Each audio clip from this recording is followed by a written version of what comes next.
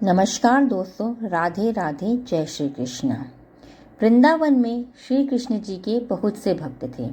सबकी पूजा करने का तरीका भी अलग अलग था। उन्हीं में से एक थी कांताबाई। वह कृष्ण जी को लल्ला बुलाती, उनकी सेवा करती, नहलाती धुलाती और भोग लगाकर उनके पास बैठकर खूब बातें करती। उनको खूब लाड़ लड़ाती। मजाल है उनको जरा सी भी तकलीफ आ जाए। एक दिन कांताबाई अपने लल्ला का सब काम करके उन्हें आराम करवा खुद भी आराम करने लगी। तभी उसे जोर जोर से हिचकियां शुरू हो गईं। वो समझ नहीं पा रही थी कि वो क्या करे।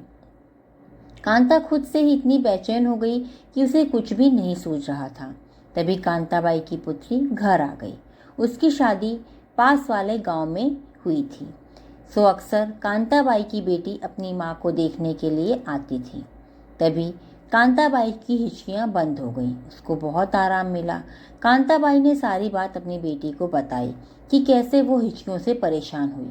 उसकी बेटी ने कहा, माँ, मैं सच्चे मन से याद कर रही थी, तभी तुम्हें हिचकियां आ रही थी। अब मैं आ गई हूँ तो तुम्हारी हिचकियां भी बंद हो गई हैं। कांताबाई ने हैरान होकर बोला, क्या सच में ऐसा होता है?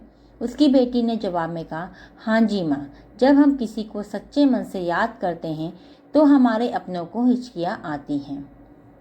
कांताबाई ने सोचा, मैं तो अपने ठाकुर जी को हर पल याद करती हूँ, मेरे लल्ला को तो कितनी हिचकियां आती होंगी। हाय मेरा छोटा सा लल्ला हिचकियों से कितना परेशान हो जाता होगा। नहीं, अब मैं ऐसा नहीं होने दूंगी। मैं अपने लल्ला को याद ही नहीं करूंगी, ना ही उसे परेशान करूंगी। उसी दिन से कांताबाई ने लल्ला को याद करना छोड़ दिया। अपनी पुत्री को लल्ला को दे दिया और खुद दूसरे कामों में अपने आप को व्यस्त कर लिया। सच में लल्ला को याद ना किया।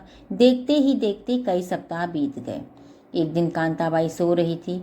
उसे लल्ला यानी खुद ठाकुर जी उसके सपने में आए और उसके पैरों के पास आकर बैठ गए। खुशी के आंसू के साथ वो रोने लगते हैं। कांताबाई जी उठ जाती हैं और प्रभु को प्रणाम करती हैं। मेरे लल्ला, मेरे प्रभु, आप तो उनको भी नहीं मिलते जो समाधि लगाकर ध्यान लगाते हैं, तो फिर मैं पापिन को कैसे साक्षात आपके दर्शन हो गए, जबकि अब तो मैं आपको याद भी नहीं करती।